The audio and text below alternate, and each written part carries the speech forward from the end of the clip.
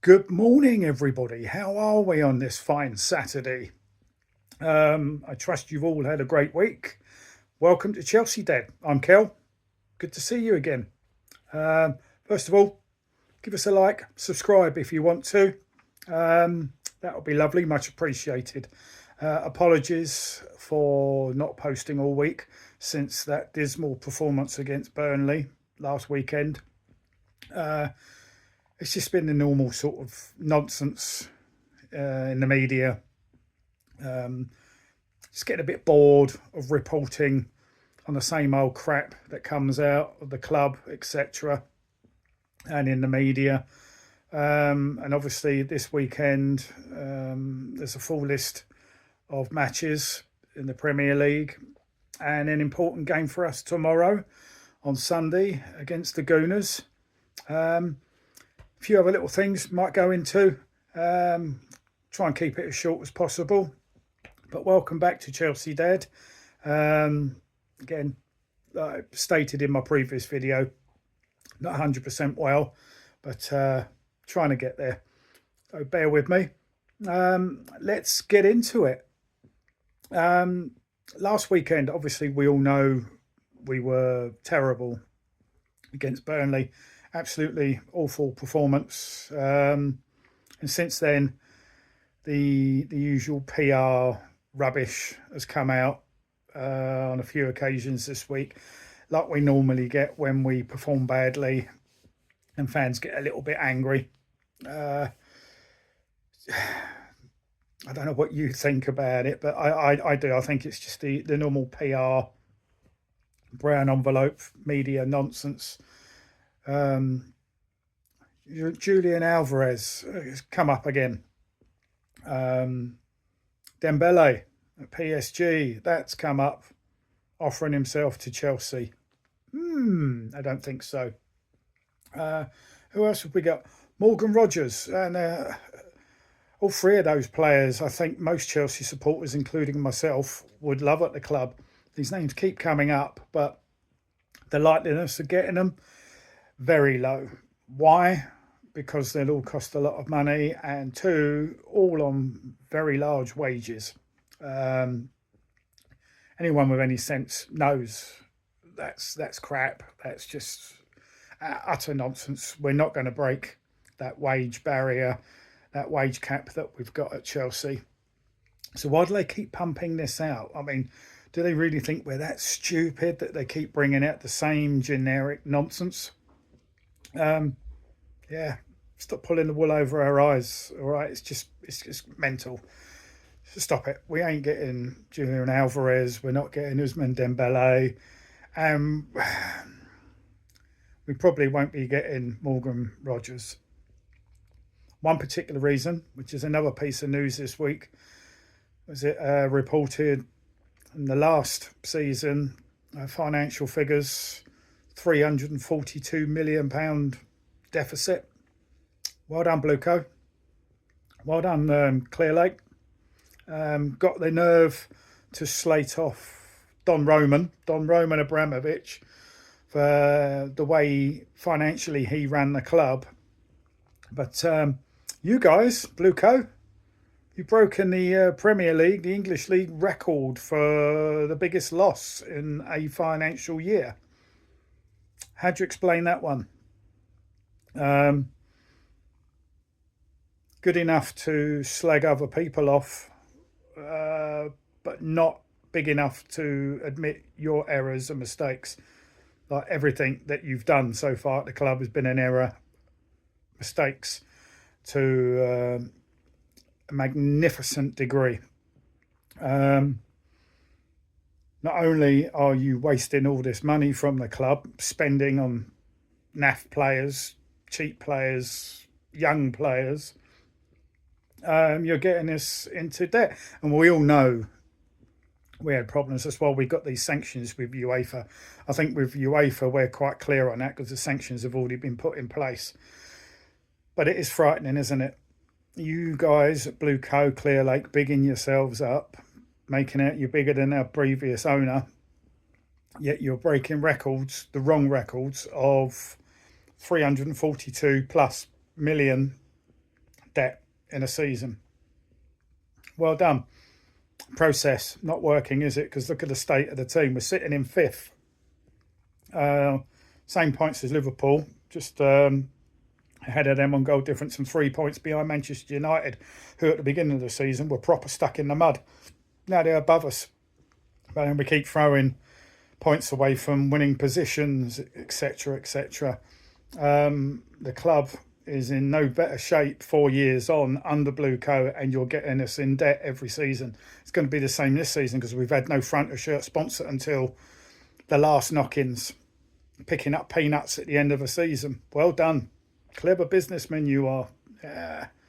You're better than Roman Abramovich, aren't you? Not. So, yeah, that's a bit of a kick in the balls, isn't it, for the club? Well done, BLUECO.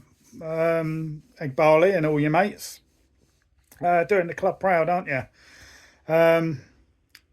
But again, we've had that. We've had all the PR rubbish after a bad result again in regards to signings that we're never going to buy. And some guy from Dortmund as well, some midfielder. Yeah, we'll see. But the fact is, because we keep making these losses, there's these rumours now that we might have to sell some of our better players to sort of stay afloat in some degree. That's good business. That's a job well done, isn't it? That we're struggling with finances after you've bigged yourself up, BLUECO. And there's that threat we might have to sell players, which means we probably won't have money in the bank to go out splashing this summer in the transfer market. And even if we do, it's going to be cheap kids, 18, 19-year-olds again, doing your usual thing, sell them down the line. Doesn't bode well for the future, does it, that you've been at the club 4 seasons now and you're still creating this absolute garbage mess at our club. Embarrassment. So, yeah, there's that as well. You've all heard about it. You've all read the news. You've all listened to other guys on YouTube, content creators, waffling on about this and about the problems it may cause further down the line.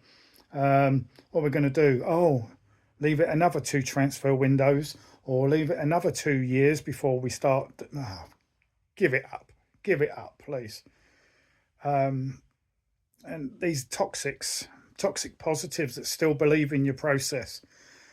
Well, hello, you've just hit another brick wall, haven't you, with this deficit in your finances, £342 million, an English Premier League record. Well done. The only other team, I believe, that has had a worse financial year than that was Barcelona during the, what's it called? Yeah, a few years ago when we had all that crap going around. Yeah. And look at the state of Barcelona and their finances. They've had to sell everything off to sort of stay afloat financially. Are we going to end up like that? Well, we've already sort of done that, haven't we? Sold things off, like training grounds and car parks and hotels, etc., etc. So we have done a similar thing already to Barcelona. So, yeah. Anyone wants to support this process on the pitch and off it, you carry on. You're delusional. You need to get in the bin. Mugs, absolute mugs. You really are supporting this rubbish. Getting us more in debt. This is after spunking up almost 2 billion on players with the squad we've got. I mean, if you spend almost 2 billion on players, you expect to be winning Champions Leagues and Premier Leagues. Well, the way things are going, we're just going to keep slipping further and further and further away from doing that. But you're going to still get all these plastics, these prawn sandwich eaters, these people with their heads in the sand, these toxics that are still going to think that everything's going to be all right. Well, it's been 4 years. Everything still isn't all right. How many more years are we going to be stuck in the mud waiting for this process to work? 4 years wasted of every Chelsea supporter's lives. It's not going to suddenly change overnight, is it? But 4 years, it's going to be another 2 years and then another 2 years. And you're going to keep hearing it from the club and the media the ones getting their little payments in their little brown envelopes saying, oh yeah, just another couple of more transfer windows, just another couple of more seasons, the process is going to work. You're going to be 10 years down the line and it still ain't going to be working. Smell the coffee, yeah? Wake up. Wake up. They're screwing the club. And these losses, it's not coming out of their pockets or out of their investors' pockets. It's coming out of the club. It's getting the club in more trouble. You know, they'll get away with it. Still getting money in their skyrockets and moving on. But the club is going to be drowned. The bottom of the North Atlantic, sitting down there with the Titanic. And then all you toxics are going to start crying. It's going to be like, well, we told you years ago, this ain't working. 4 years, 8 transfer windows, £2 billion spent, losing money every season. Financially, yeah, BLUECO doing a great job, aren't they? You know, you want to support it, go to another club, please. But anyway, that's that. We've got a big game tomorrow against Arsenal. But before we get onto that, I'm going to do some predictions. Obviously, I can't do Wolves Villa because they played last night. And Wolves, wow, come out 2-0 winners. Villa sort of struggling now, aren't they? They've dropped a few points over the last month or so. Slipped away from that title race that they were in with City and Arsenal. It's all gone a bit Pete Tonk with Villa, isn't it? Until they play us in a few weeks' time or in a few games' time. They'll probably turn us over because we're not very good. Let's be honest. It's not being negative. Just watch the Burnley games, the Leeds games, Brighton games, whatever. Carabag. There's plenty of them. Sunderland's. There's plenty of them this season where we've just been awful. And in a lot of the games we've won, some of them we've been lucky. And others we've only played for 45 minutes. That's not the sign and the look of a great squad, is it, that we've built? But hey ho. You've got Bournemouth Sunderland today. I've gone Bournemouth 2, Sunderland 1. Sunderland not in the greatest of form at the moment. But I think they might nick a goal, but I think Bournemouth will win 2-1. Now, Burnley-Brentford. Burnley turned up as... Burnley were quite all right for Burnley last week, but we were just shocking and made them look better than what they are. They're sort of sitting, second from bottom, where they deserve to be because they're taller. But we struggled against them last week. They got a point at us. More points dropped by us. 19 from winning positions, 17 from home. Are we going to have that? No, we're not going to have that. We've had enough of that, haven't we? And even though Burnley got a point at us, I can see Brentford going to Burnley and pulling off a win. It wouldn't surprise me. Brentford, not great away from home. They do rely on their home form mostly. But that would just be a kick in the teeth, wouldn't it? If Brentford go and beat Burnley at Burnley, well, we can't beat Burnley at the Bridge. So I'm going to go Burnley 1, Brentford 2. Next one, bin dippers, Liverpool against West Ham. I'm going to go Liverpool 3-0. They've been a bit on and off, Liverpool, but I think they will turn West Ham over today. Newcastle, Everton. I'm going to go for a close one. I'm going to go Newcastle 2, Everton 1. And then Dirty Leeds at home to Manchester City. Now, the reason why I'm going to go for a City win, and I'm going to go for that because I don't want Arsenal stretching away in the Premier League. I want Man City to keep on Arsenal's arse. So I'm going to go Leeds 1. I think they'll score. And City will bag 3. I'm going to go Leeds 1, Man City 3. Then you've got Brighton versus Forest. I've just gone Brighton 2, Forest 1. Fulham versus the Spuds. Fulham at home to Tottenham. Because I don't like Tottenham. I'm just going to go Fulham 3, Tottenham 1. And then United Palace, Manchester United 3, Crystal Palace 0. Palace, I know they won recently, but they have been in very good form. So I think United are going to continue under Carrick, getting some points, and a win 3-0. Now, the big one for us Chelsea supporters tomorrow. Arsenal, Chelsea. Now, I know it's possible. Everyone's got a chance in any game. And I really hope, hand on heart, we can go to the Emirates and we can pull off a shock. Because if we win there, it will be a shock. Because, hate to say it, Arsenal are miles ahead of us. They are miles ahead of us. They've got some... I know we've got some really good players, some excellent players, but I think for a first 11, it's better than ours, hands down. We've got a chance. We've got a chance of winning there tomorrow, but I'm not going to hold my breath, and I don't think we will. Shoot me if you must. Shout at me, scream at me as much as you like. I'm just being honest. The way we are, the way we have been for the last 3 or 4 years,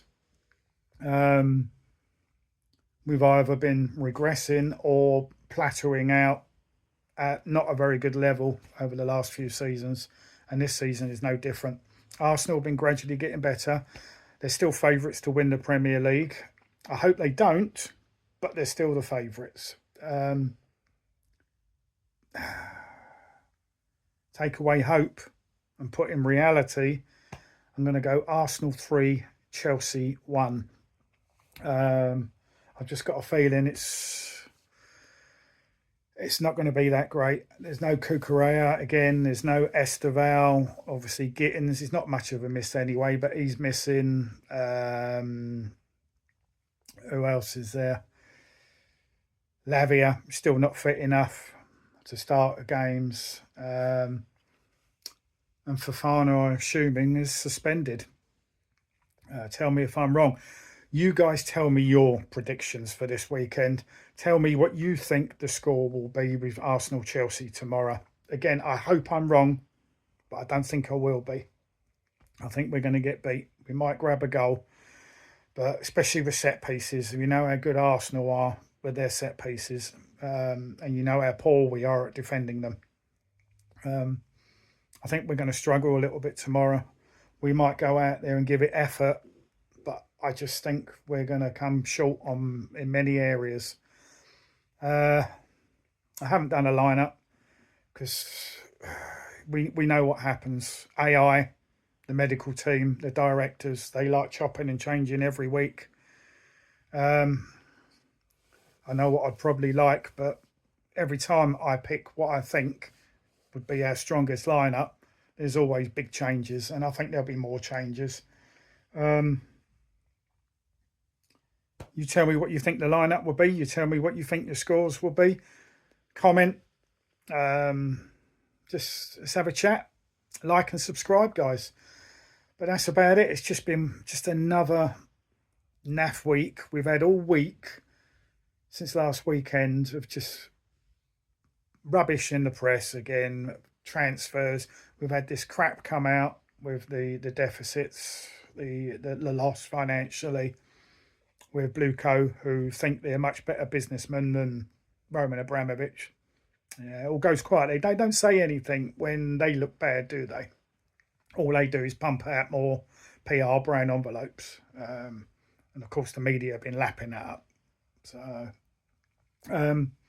yeah. Hopefully tomorrow, say 7 o'clock, 8 o'clock, I can do a video saying, well done, Chelsea. We got an amazing 3 points at the Emirates. Obviously, I want us to beat Arsenal every time anyway. But if City can win today, and if, very small if, we beat Arsenal tomorrow, that'll really put the shitters up Arsenal, won't it? And we like that as Chelsea fans, don't we? We like Arsenal bottling it and panicking it, and all their fans running back into the woodwork and hiding again. But yeah, it's just been poor, isn't it? The transfer rumours again, boring. And then this financial stuff and all that. And now we got a big game tomorrow. Let's fingers crossed, please. But don't hold your breath. Honesty's the best policy, so they say. And my honesty is, right now we are way short of beating Arsenal. We got one draw at the Bridge in the Premier League earlier in the season, and then they done us quite easily over 2 legs in the League Cup, in the Carabao Cup. They didn't even get out of first gear really in either of those games. They didn't need to. But as I say, I think we'll huff and puff, but I just think we'll come short with the killer instinct and stuff. There's certain players that need to roll their sleeves up, pull their socks up, because some of them have been a bit poor for a little while. I feel a bit sorry for Cole Palmer. I mean, even though on that one game he wasn't that great against Burnley, he was still one of the better ones out of a bad bunch, because nobody had a good game. And when other people aren't doing their job, it makes Cole Palmer's job a lot harder. And I feel sorry for him. He's taken too much flack. You can say, yeah, you didn't play too well against Burnley. Like I said, you was off it a little bit. But to say, oh, he's a waste, he's been playing crap for ages, he's not worth it, he's dropped badly in form, all this, really knocking the guy. Well, he's been playing all season with an injury, so lay off the geezer. All right, he's still struggling with fitness. He's still got these problems with his groin and stuff. So just lay off him. Talent-wise, he's still the best player in the squad by a million miles. He can't do it all by himself all the time. All right.